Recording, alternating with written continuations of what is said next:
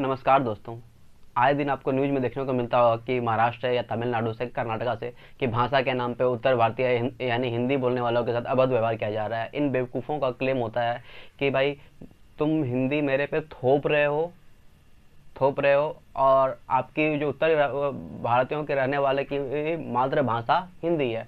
इन दो कौड़ी के पॉलिटिकल गुंडों को इतना भी नहीं पता कि जो उत्तर भारत में रहने वाले लोगों की मातृभाषा हिंदी नहीं है और उत्तर भारत में खास करके 10 कोस चलने पे भाषा बदल जाती है।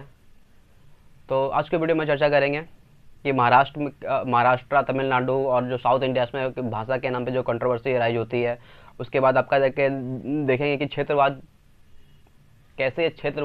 के नाम पे भारत अखंड भारत टूटा। आज जो बचा हुआ है उसे भी बचा के रख लो, नहीं तो कल के दिन ये भी नहीं मिलेगा। जिस तरह से पॉलिटिकल गुंडे आके बकवास करते हैं और सिविल सोसाइटी यानी सभ्य समाज सोए हुए रहते हैं, इसलिए दो कौड़ी के पॉलिटिकल गुंडे आके ऐसी बकवास बातें करके लोगों को तोड़ते हैं। और भाषा का थोड़ा सा हिस्ट्री के बारे में भी जानेंगे। तो आपको आए दिन तो ये न्यूज़ देखने को मिलता है कि ये दो कौड़ी के जो मन से राज ठाकरे है, इनके गुंडे उत्तर भारत के रहने वाले जो हिंदी स्पीकिंग है उनके साथ मारपीट करते हैं, थप्पड़ मारते हैं, गुंडागर्दी करते हैं, उनके दुकान तोड़ देते हैं। तो भाई राज ठाकरे, आपकी सीट कितनी है? आपकी सीट विधानसभा में 0 है। नगर पालिका म्यूनसिपैलिटी के चुनाव में जीतने के लिए आप ये कंट्रोवर्सी राइज करते हो। राज ठाकरे बेसिकली उनका तो 0 पॉलिटिकल स्कोर है ना, लेकिन वो राज ठाकरे नगर पालिका म्यूनसिपैलिटी का चुनाव में जीतने के लिए ऐसे ऐसे कंट्रोवर्सी राइज करते हैं। और ये आज से नहीं है, इनका राजनीतिक सफर ही उत्तर भारतीयों का विरोध करके है। अब जाके भाई सरकार ने जो 3 लैंग्वेज का पॉलिसी लाई कि भाई आपको हिंदी आनी चाहिए।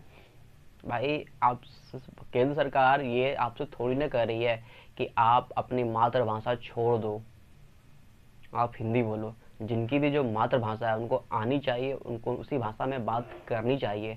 लेकिन भारत जैसा देश में जो इतना विविधताओं का देश है, इतना डाइवर्सिटी है, इतना लैंग्वेज 10 को चलने पे लैंग्वेज बदल जाती है, वहाँ पे टोटल 10,000 से भी ज़्यादा भाषाएं भारत में बोली जाती है। इनके डिफरेंट डायलेक्ट हैं।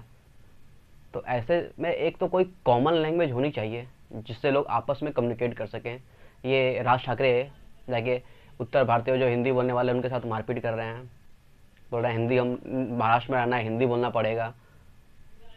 ये अपने गुंडों को बोलते हैं कि मारो, तो जो हिंदी बोलते हैं उसको मारो लेकिन वीडियो मत बनाओ। ये दो कौड़ी के गुंडे, इसकी औकात नहीं है एक विधानसभा में एक सीट जीतने की। आपको साउथ में भी भाषा के नाम पे कंट्रोवर्सी तमिलनाडु में देखने को मिल ही गया होगा। क्या भाई हिंदी मेरे पे थोप रहे हो? संस्कृत से तो उनका ऐसे ही है भाई। अगर आपका भाषा से विरोध है, हिंदी भाषा से विरोध है, संस्कृत से विरोध है आपका, तो आपका जो तमिल की भाषा है या कर्नाटका की भाषा है या मराठी भाषा है, इनकी जो ग्रामर है ना, ग्रामर वो संस्कृत बेस्ड ग्रामर है। इनका जो अल्फ़ाबेट है ना, अक्षर, वही तो है, अ आ क ख ग घ, यही तो है। लेकिन इसका लिखने का फॉर्म आप तमिल में लिखते हो, कन्नड़ में लिखते हो वो, या फिर मराठी में लिखते हो। और मराठी लिखने के लिए भी हिंदी अक्षरमाला का, हिंदी अल्फ़ाबेट का यूज़ किया जाता है। वो लिखना कब छोड़ोगे राज ठाकरे? नहीं, ये दो कौड़ी के गुंडगी फैलाते हैं और इसमें सब समाज सोया हुआ रहता है। जब तक सब समाज सोया हुआ रहेगा ना, ये दो कौड़ी के गुंडे लोग ऐसे ही भारत को तोड़ते रहेंगे। आज देखो ना, साउथ वाला जो आपका तमिलनाडु है, वो अपने इंटरेस्ट रख रहे हैं कि भाई देखो, आप अपने स्टेट का इंटरेस्ट रखो ना, लेकिन अब भाषा के नाम पे लोगों को तोड़ो तो मत। आप ये इन जो पॉलिटिकल गुंडे हैं, इनका कहना होता है कि भाई नॉर्थ में रहने वालों की भाषा हिंदी है, हिंदी ही उत्तर भारत को, दक्षिण भारत को अलग करती है। आप भाई, मैं जिस एरिया से आता हूँ भाई, मेरी मातृभाषा हिंदी नहीं है। मेरी मातृभाषा अंगिका है, खोरथा है। माँ के साइड से खोरथा है, अब पापा के साइड से अंगिका है। और 10 किलोमीटर में है आपका, 10 कोस में है। उत्तर भारत में लैंग्वेज चेंज हो जाती है। आपको लैंग्वेज का विविधता देखना हो ना, तब आइए ना बिहार, नॉर्थ इंडिया आइए ना। 10 किलोमीटर में आपको, 10 कोस में आपको जाके लैंग्वेज ही बदल जाएगा। अब कोई खोरथा बोलने वाला है, कोई अंगिका बोलने वाला है, या कोई मैथिली बोलने वाला है, कोई भोजपुरी बोलने वाला है, वो आपस में बात करेंगे तो किसको समझ में आएगा? मैथिली बोलने वाला को भोजपुरी समझ में नहीं आएगा, भोजपुरी बोलने वाला को अंगिका समझ में नहीं आएगा, अंगिका बोलने वाला को मगही समझ में नहीं आएगा। तो एक तो कोई कॉमन भाषा होनी चाहिए जिससे लोग आपस में कम्युनिकेट कर सके।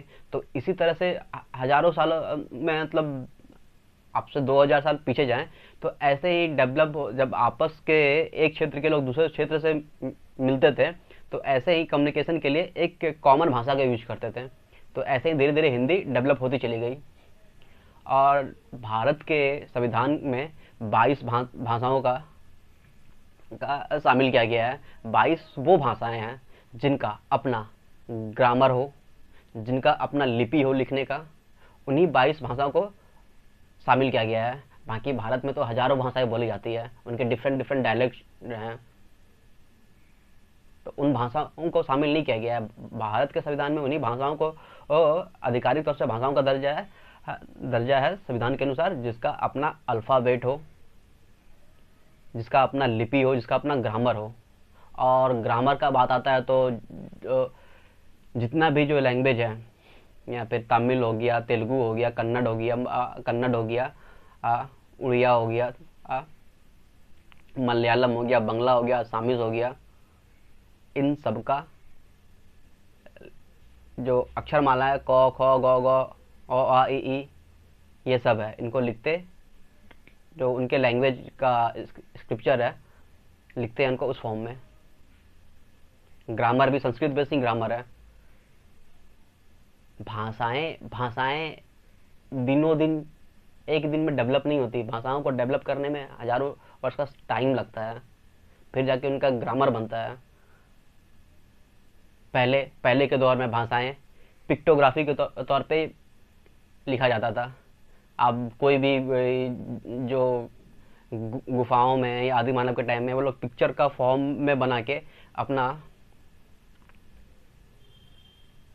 क्या बोलते हैं इसको, एक्सप्लेनेशन जाहिर करते थे, अपना विचार जाहिर करते थे। आप सिंधु घाटी की सभ्यता में देख लो ना, भाषाएं ऐसे नहीं बदली, उसमें भी भाषाएं पिक्टोग्राफी फॉर्म में लिखी जाती थी, पिक्चर के फॉर्म में।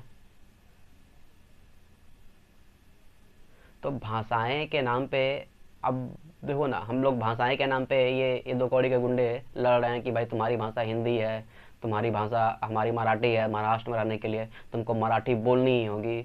देखो, एक बात यहाँ पे क्लियर कर दूं, भारत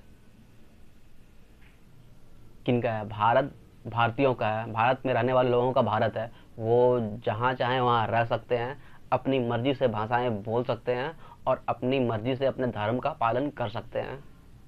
आप कोई भी भाषा आप उन पर थोप नहीं सकते हो। हाँ, जो नॉर्थ के लोग हैं, अगर वो साउथ जा रहे हैं, तो भाई आपको वहाँ की लैंग्वेज आनी चाहिए ताकि आपका कम्युनिकेशन ईजी रहे, आप एक दूसरे से कम्युनिकेट कर सकें।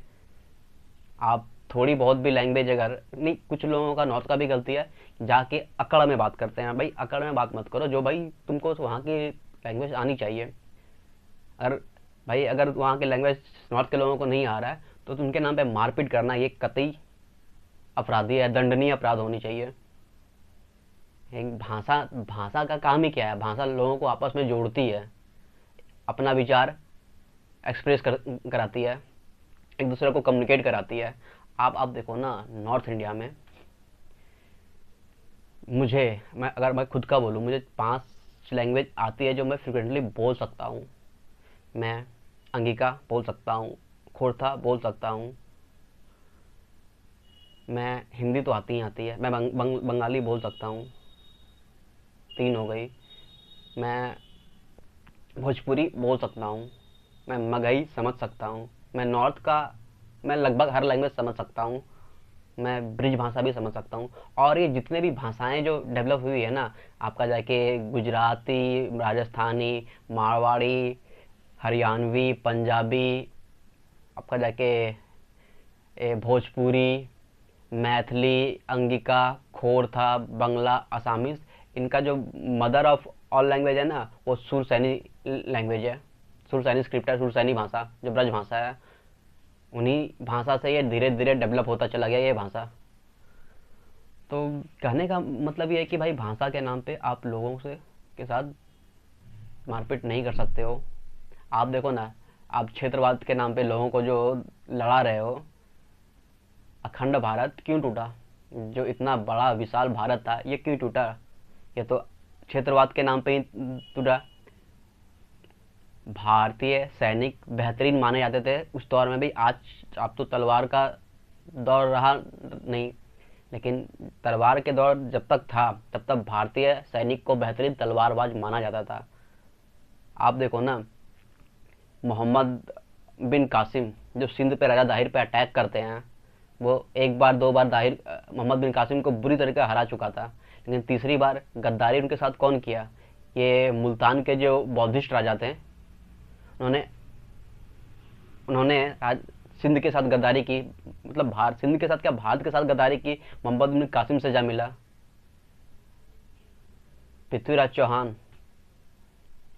ये उस समय उनके समकालीन थे। आला उदल इतना बेहतरीन योद्धा थे, वो सेनापति थे, कोई युद्ध वो हारे ही नहीं थे। पृथ्वीराज चौहान को भी बुरी तरीके से हरा चुके थे, लेकिन 1992 में उन्होंने भारत के लिए 1192 में भारत के लिए लड़ते हुए भारत का इंटरेस्ट को सामने नहीं रखा, अपना इंटरेस्ट को सामने रखा। उन्होंने बाकी राजाओं से, इन सब राजाओं से, बाकी जो राजा थे उनसे मदद नहीं ली। चंद, ये जो जयचंद हैं, ये अपना इंटरेस्ट के लिए मिल गया जाके आपका मोहम्मद गौरी से। 1192 में क्या हुआ, जयचंद भी हार गया मोहम्मद गौरी से। जब जयचंद को लगा था कि भाई दिल्ली हार जाएगा पृथ्वीराज चौहान, तो मोहम्मद गौरी से दिल्ली ले लेंगे, दिल्ली हमको दे देगा, लेकिन उसे दिल्ली भी नहीं मिला, ना कन्नौज मिला। तो भाई क्षेत्रवाद के, आज जो हम लोग क्षेत्रवाद के नाम पे लड़ रहे हैं, 1857 में भारत की जो पहली क्रांति हुई थी, वो क्या देश के लिए क्रांति थी? वो क्या जितने भी लड़ रहे थे वो देश के लिए लड़ रहे थे, वो अपनी इंटरेस्ट के लिए लड़ रहे थे। बहादुर शाह जफर, अपना इंटरेस्ट कि भाई उनका पेंशन, दिल्ली का गद्दी छीन लिया गया है, नाना साहब का पेंशन रोक दिया गया है, तो कोई किसी का अडॉप्ट किया हुआ बेटा को उत्तराधिकारी नहीं माना जा रहा है। सब तो अपने इंटरेस्ट के लड़ रहे थे, कॉमन इंटरेस्ट था ही नहीं, जिस वजह से वो क्रांति फेल हो गई। और भारत का एकीकरण, भारत का मतलब सेंट्रलाइज गवर्नमेंट लाना है, भारत का एकीकरण करने के लिए आपको क्रेडिट तो सेंट्रल गवर्नमेंट को देना होगा, नहीं तो यही लोग हैं जो कभी भारत को एक ही नहीं होने दे रहे थे। ये जो क्षेत्रवाद के नाम पे अपने अपने इंटरेस्ट लेके बैठे हुए थे, ये लोग कभी भारत को एक ही नहीं होने दे रहे थे। देखो ना, कश्मीर के डोगरा राजा भारत में शामिल अंत में हुआ। तो भाषा के नाम पे लड़ना ये किसी भी एंगल से सही नहीं है। न क्षेत्र के नाम पे लड़ना, हर एक जिसकी भी जो आइडेंटिटी है, अगर आप मराठी हो, ये आपकी पहचान है, आपकी मातृभाषा है, आप रखो उसे अपने घर में, अपने लोगों के बीच में आप बोलो। लेकिन जब आप भारत जैसे देश में जहाँ इतनी डाइवर्सिटी है, वहाँ पे आपको एक तो कोई कॉमन लैंग्वेज चाहिए। आप क्या चाहते हो कि कॉमन लैंग्वेज इंग्लिश हो? आप बताओ ना, तेलुगु, तमिलनाडु के बोलने वाले लोग तमिल, मलयालम बोलने वाले केरला से कैसे कम्युनिकेट करेंगे? क्योंकि मलयालम को तेलुगु, तमिल नहीं आती होगी, तेलुगु नहीं आती होगी, और तमिल बोलने वालों को मलयालम नहीं आती होगी, या तेलुगु, कन्नड़ नहीं आती होगी। तो क्या ये कौन से भाषा का कम्युनिकेशन के लिए यूज करेंगे? आप बताओ कैसे कम्युनिकेट करोगे?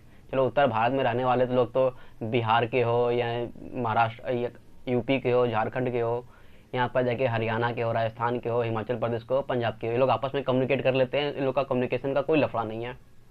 लेकिन एक जब मलयालम बोलने वाला तमिलनाडु में जाता है, उनको वो कैसे कम्युनिकेट करेगा? इंग्लिश से? क्या इंग्लिश से कम्युनिकेशन करेगा? आपका आप चाहते क्या इंग्लिश इंग्लिश से कम्युनिकेशन करें? और इंग्लिश कितने लोग बोल लेते हैं? क्या इंग्लिश आपका जाके बोलने वाले भी होंगे 2%, 4%, 5% चेन्नई के में होंगे? क्या एक गांव में बैठा हुआ इंसान जो गांव में है वो मलयालम बोलने वाला से कम्युनिकेट कैसे करेगा? उसे तो इंग्लिश भी नहीं आती।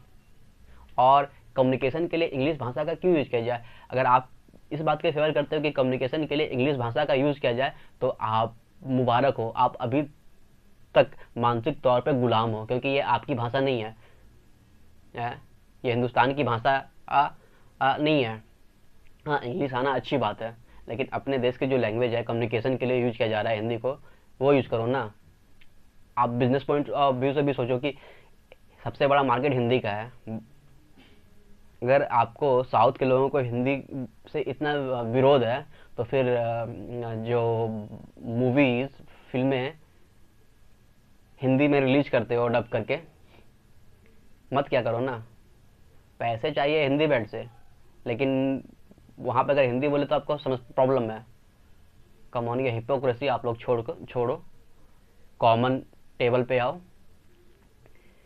जो जिनकी भाषाएं हैं उनको बोलनी चाहिए, आनी चाहिए, लेकिन एक कम्युनिकेशन के लिए कॉमन लैंग्वेज का यूज़ करना ये तर्कसंगत है। क्योंकि अगर साउथ का मानना है कि हिंदी लोगों को डिसाइड करती है कि कौन साउथ से है कौन नॉर्थ से है, तो ऐसा क्या चीज़ है जो लोगों को डिसाइड करती है कि सारा इंडियन है? अगर हिंदी लोगों को बताती है कि कोई नॉर्थ का है कोई साउथ का है, तो आप बताओ ना, ऐसी वो कौन सी चीज़ है लोगों को बताए कि वो इंडियन है? आप यूरोप में स्क्रिप्ट भाषा का एक ही है, इंग्लिश अल्फ़ाबेट। बाकी वहाँ पे फ्रेंच का भी अपना अल्फ़ाबेट नहीं है। लिखते हैं वो लोग एबीसीडी के फॉर्म में ही फ्रेंच लिखते हैं, जर्मन लिखते हैं एबीसीडी के फॉर्म में, जर्मन है। पॉलिश एबीसीडी के फॉर्म में ही लिखते हैं अपना पॉलिश भाषा। लेकिन भारत एक वैसा देश है जहाँ पे 22 से ज़्यादा स्क्रिप्ट है भाषा लिखने का, उनका ग्रामर है।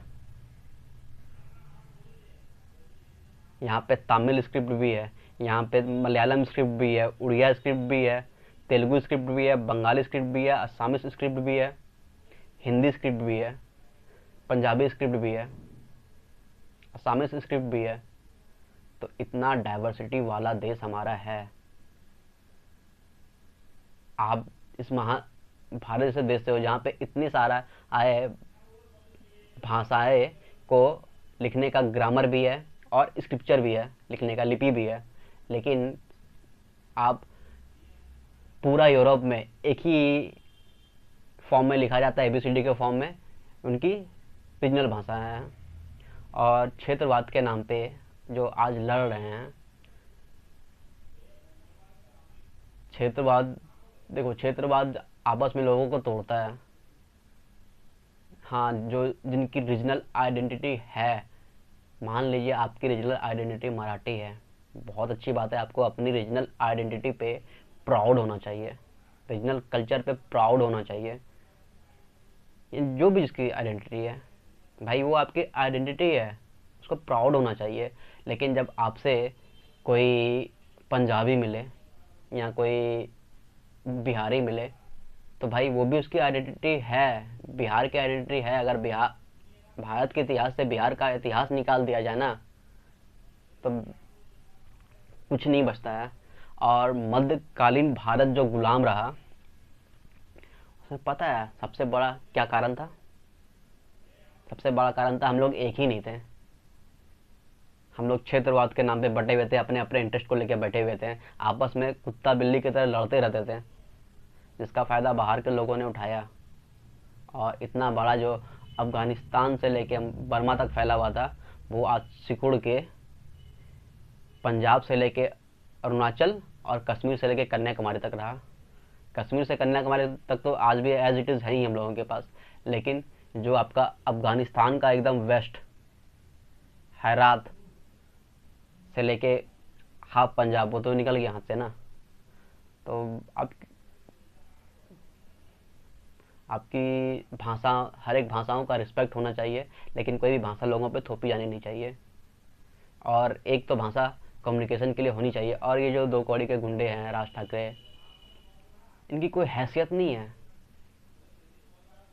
इनकी कोई हैसियत नहीं है। ये ऐसे एक नहीं, हजारों लोग नेता होंगे जो समाज को तोड़ेंगे। आपको अपने समाज के लिए खड़ा होना है। और